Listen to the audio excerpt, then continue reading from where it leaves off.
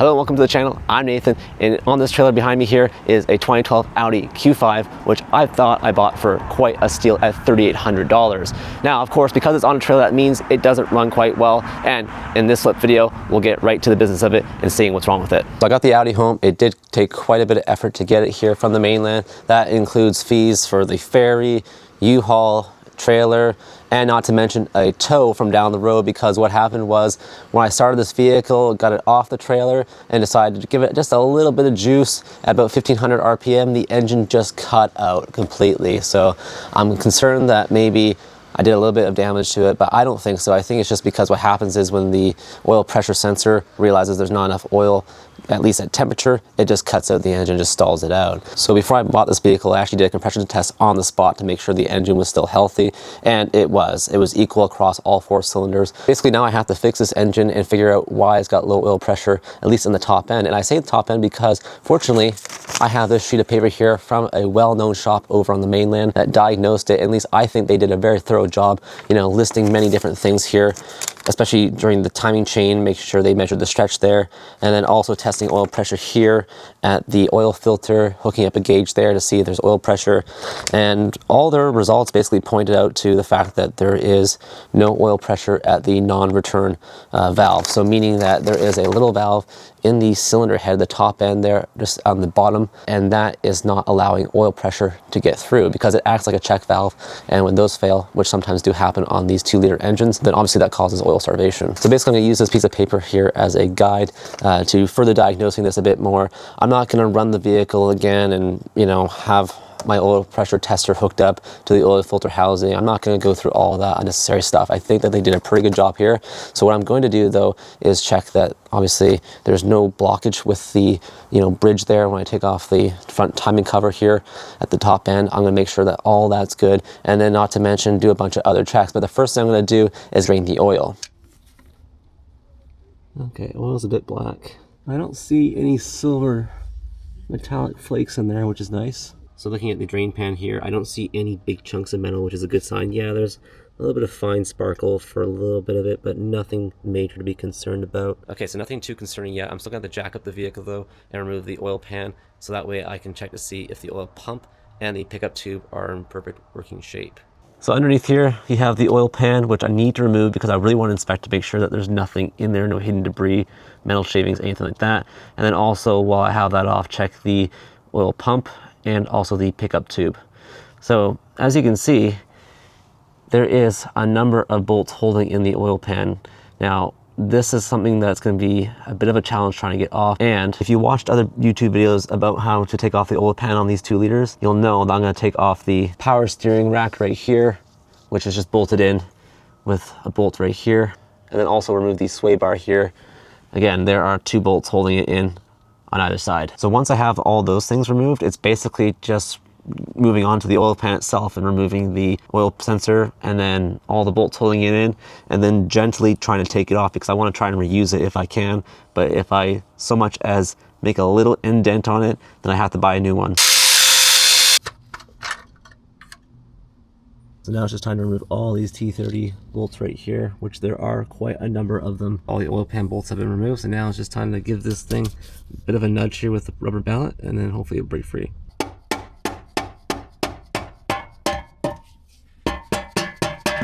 Getting this out is going to be a pain in the butt, and I have an idea. Using this engine support right here, which will lift up the rear end of the engine just enough so I can get the oil pan out.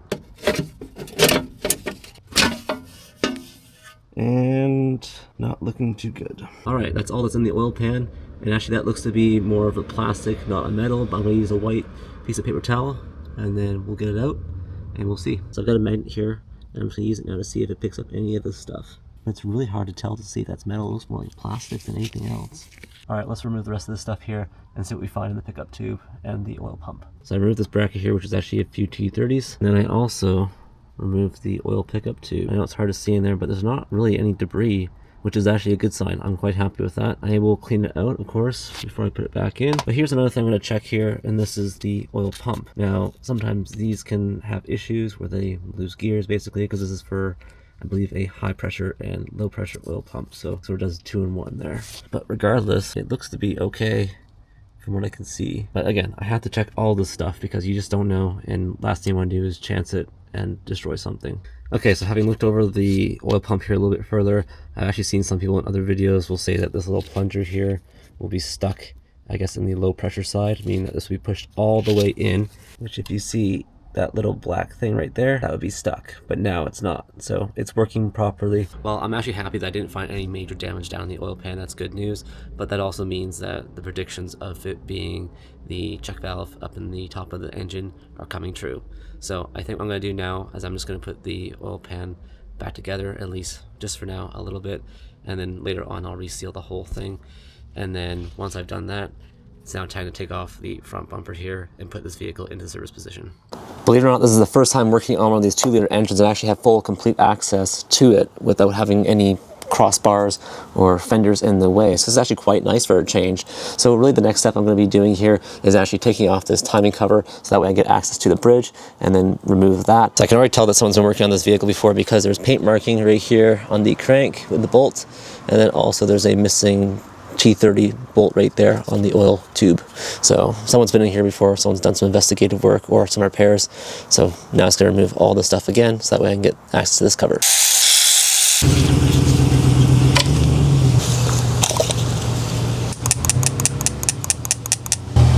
Okay, looks to be in good shape. There you go, that's the upper timing chain cover removed. And this here is the bridge.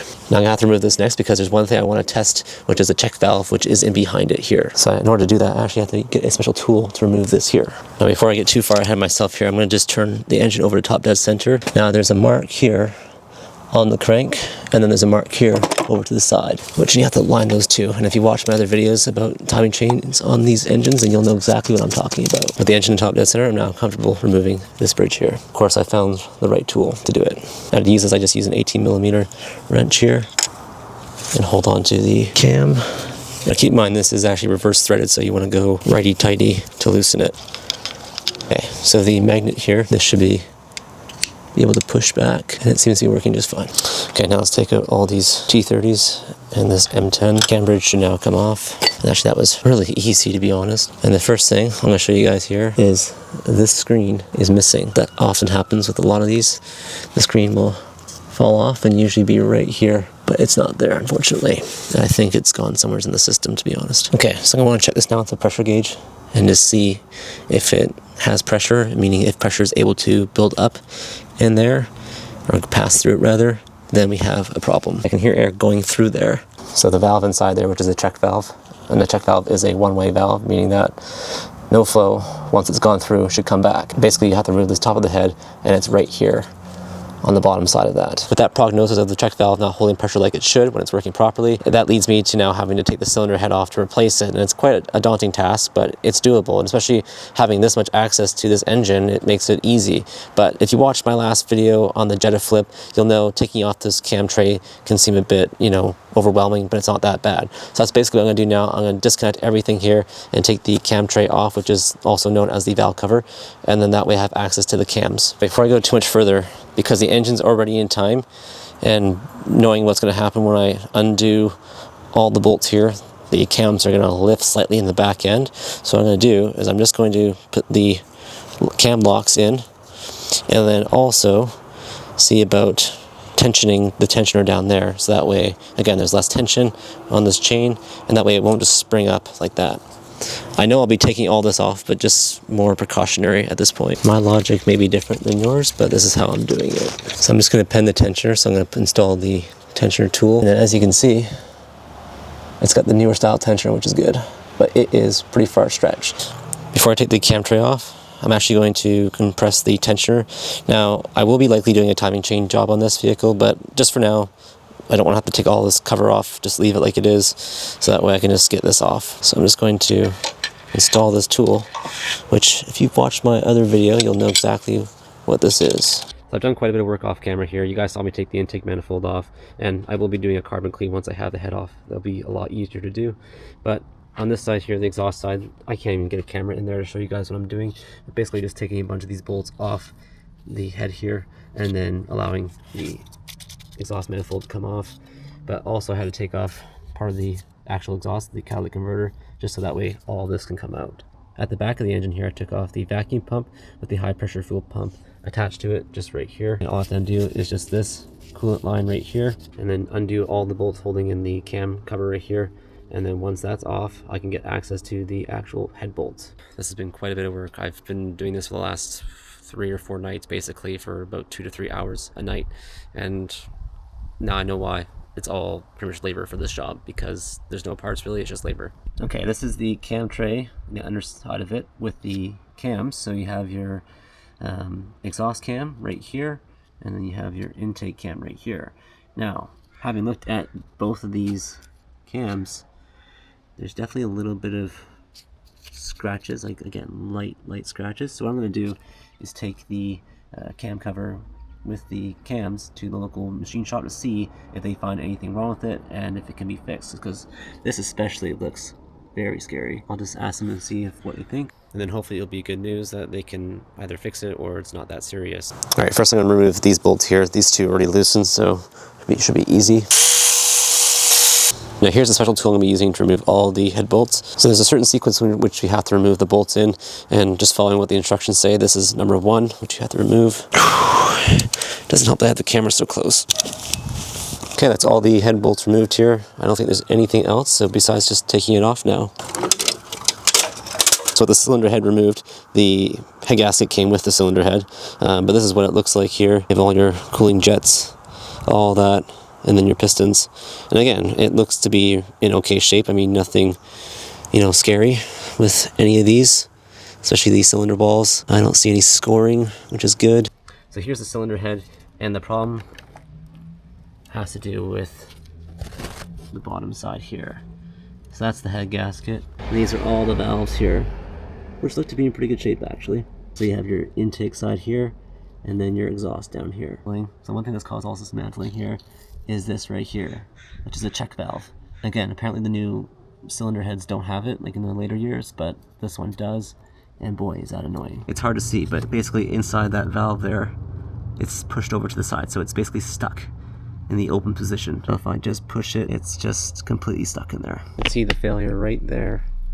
So in behind there, there's a spring which has been pushed to the side. So I just got back from the machine shop, so I took the cylinder head here with the cams and also the cam tray to get a second opinion, and well, it wasn't all bad news, to be honest. They did say that the intake side, at least on the cam tray cover, it looked like there was a bit of wear on there, especially on the intake side here, more so near the back, which apparently is very common when there's oil starvation, because again, no oil makes its way back there. So they basically suggested I take a little bit of plastic gauge, which is this stuff here, and then use that on top of the cams, and then once I do that, I can be able to measure the amount of wear there has been. This is what the guy gave me as specs for wear, is what it should be between these two numbers here. And again, this is in inches, so I'll be using this side, I know it's upside down, but I'll be using this side here to actually measure the amount of wear. Again, it should be within the specs there. The plasti dip all here, and then we'll see how bad it is once I put the cam tray on. So I got the cam cover back on. So now all I have to do is just tighten down all these bolts in sequence and then torque them down. And then once I've done that, undo it all again to see where I'm at. I bolted the head down and torqued it, and then just took it off. I saved you guys from having to watch that. And then down here, you can see that's the plastic gauge right there on the actual camshaft. Now that seems to be equal all across the board. Now taking the plastic gauge and these specs right here, again, which is in inches, I now have to check to make sure that this is good, and then also the cam tray. You may not be able to see that very well, but where that green line is right here, that's 002, and looks like we're pretty darn near close to all that. Again, sorry you can't really see that well on camera, but believe me, it's pretty darn close to where it should be. I'm pretty happy with that. All right, the next thing I'm gonna do is clean the intakes here because they're all carboned up, and I've done this job many times before, so if you've seen any of my other videos working on either my GTI or my A4 B7, then you'll know how bad these intakes can get with carbon buildup because of the direct injection. So basically what I'm going to do first is actually scrape all the hard stuff, and then once I've removed that, I'm going to use my feeder right here with walnut shells and then pressurize it using a special fitting, and then once that's done, it should look brand new.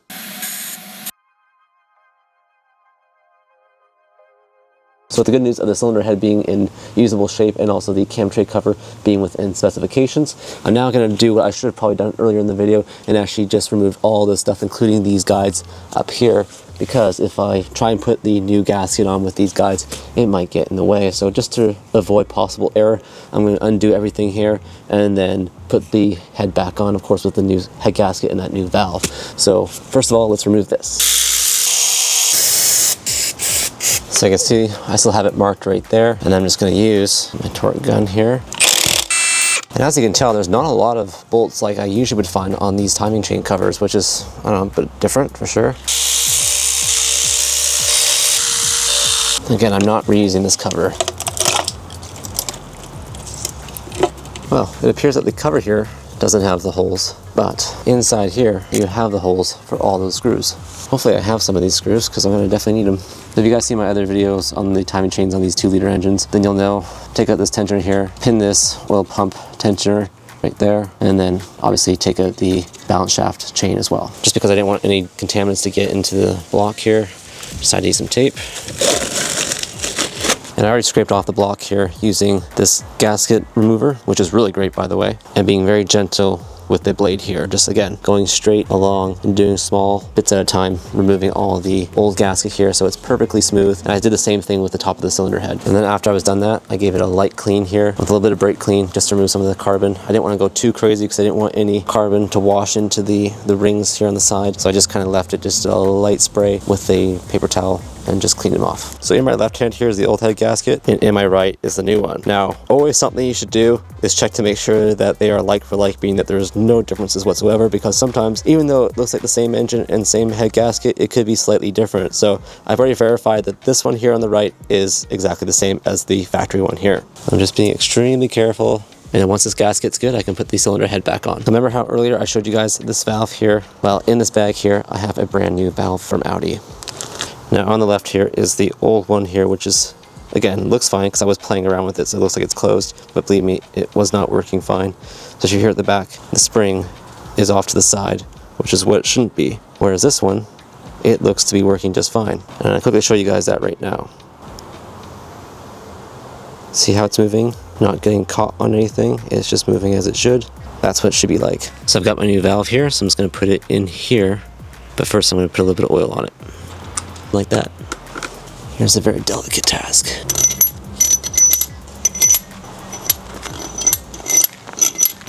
Just like when removing the bolts, you have to do it a certain way in a sequence, you also have to do it when you're tightening it down with the new bolts. So again, I have that special tool for the cylinder head bolts, and then I have the sequence right here on my laptop. So I'm just going to do everything by hand first. So after hand tightening it and then going over it with the wrench, I now have to torque it to 40 Newton meters, or about 30 foot-pounds. Okay, so I have to tighten these bolts 90 degrees. So I've made little markings on all the bolts, so that way I can keep track of what angle it's at. So again, same sequence. Now I just gotta tighten these bolts here and torque them, and then we're good to go. You guys have no idea how excited I am to put this thing back together. It seems like forever, at least to me, because I'm only working on it in the evenings and not during the day. So little by little, it's getting put back together. So now all I have to do is just put the camshafts back in and then put the tray back on, and then we're getting pretty close to doing the timing chain. So first we're going to put in the intake camshaft, and as you can see this little marking right here, we want that to be at the top like it would be normally when the engine's in top dead center. So just like that, and the marking is at the top. Now on goes the exhaust side. Now the one thing to know about the exhaust side is that these have to be spaced out in a certain way, so that way it will go in properly. Okay, so I was just doing a rough fit there just to get the cams in line. So now I'm going to take this tray back off, clean it again with brake cleaner, and then add some sealant, and then we can reinstall it. So I got the sealant on the cam tray here, so I'm just going to reinstall it.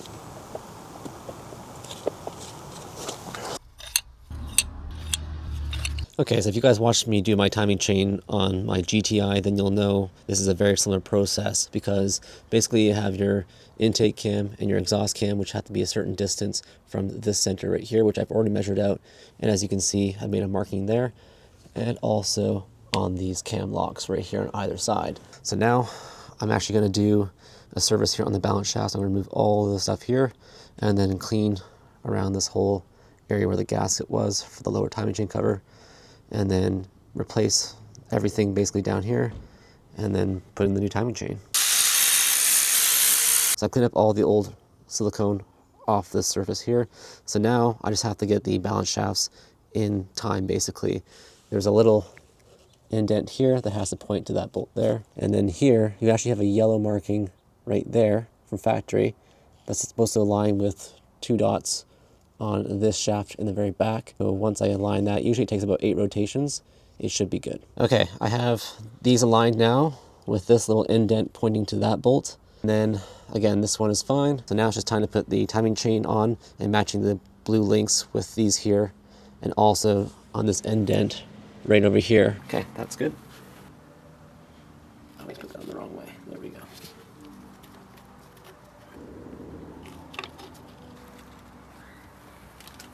I'm gonna let this soak in oil for a little bit. Timing chain now.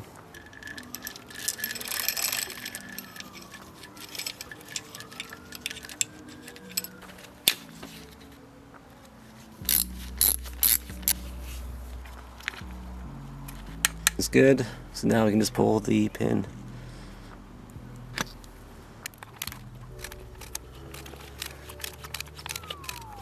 So I just finished up with installing the lower timing chain cover and torqued all the bolts in sequence. Same with the oil pan. That's all done. So now I just have to remove this bolt here that just holds that sprocket in place. And then once I've done that, I can put the crank pulley back on.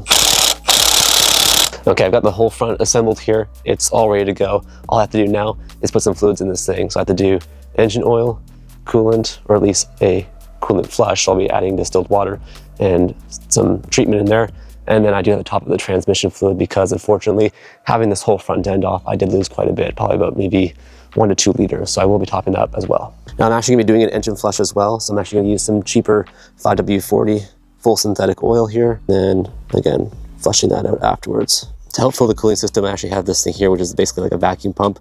It actually, under pressure from your tank, allows you to basically hold a vacuum on it and then allow you to pull the new fluid through using this. But first, we have to get it pressurized and into a vacuum, and then once it holds, we know there's no leaks, and then after that, we can pull the new stuff through the hose there. So now I got about negative 13 PSI in the vacuum. So now I'm gonna hook up this thing. So I've added the flush here into the remainder of the distilled water. All right, let's open it back up.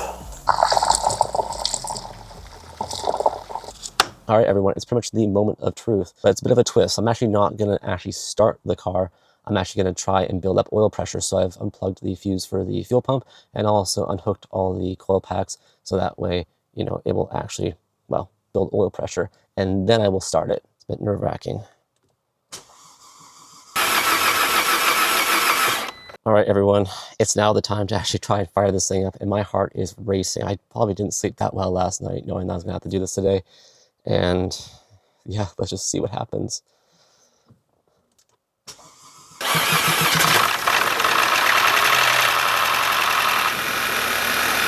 Fired up anyways. A little bit of a rough start, but I think that's to be expected. Now before I run this thing anymore, I actually have to go fill up the transmission fluid and see how that's doing. All right, let's take it on its first main voyage. You know, these 2 liters always surprise me with how punchy they are. I mean, because now that I'm driving the BMW so much, it's just a slow diesel, but this 2 liter is fantastic. Yeah, it seems good. This definitely has my seal of approval. Having put about 1,000 kilometers on the Audi, I decided now was the time to sell it.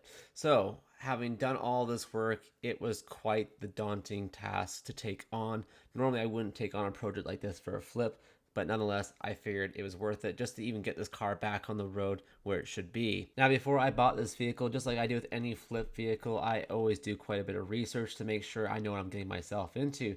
Not just the mechanics of it and other issues I might run into, but also how much money I can potentially make on it.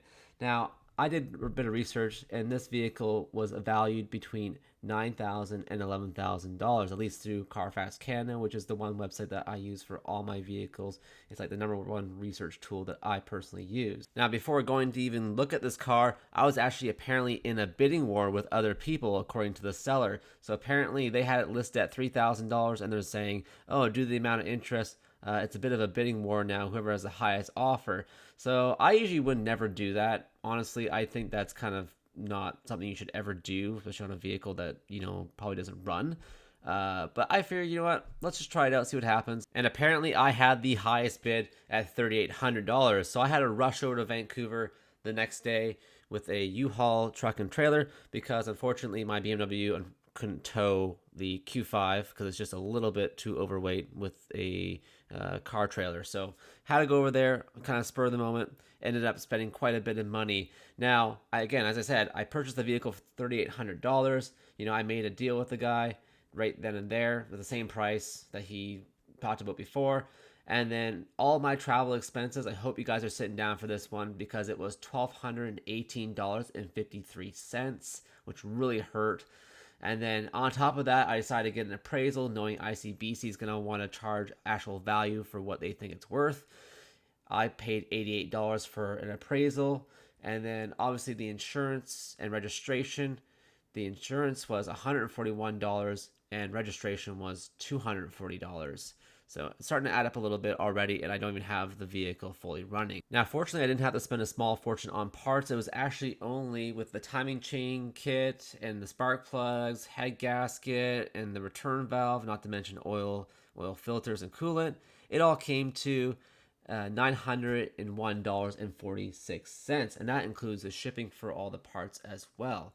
So that wasn't horrible, but then again, adding all the other costs there, it's starting to add up with my total expenses now being at $6,576.40. In order to make my money back, I'm gonna have to list this car at a pretty good price, at least hopefully break even, because at the end of the day, if anything, you need to break even when you flip cars.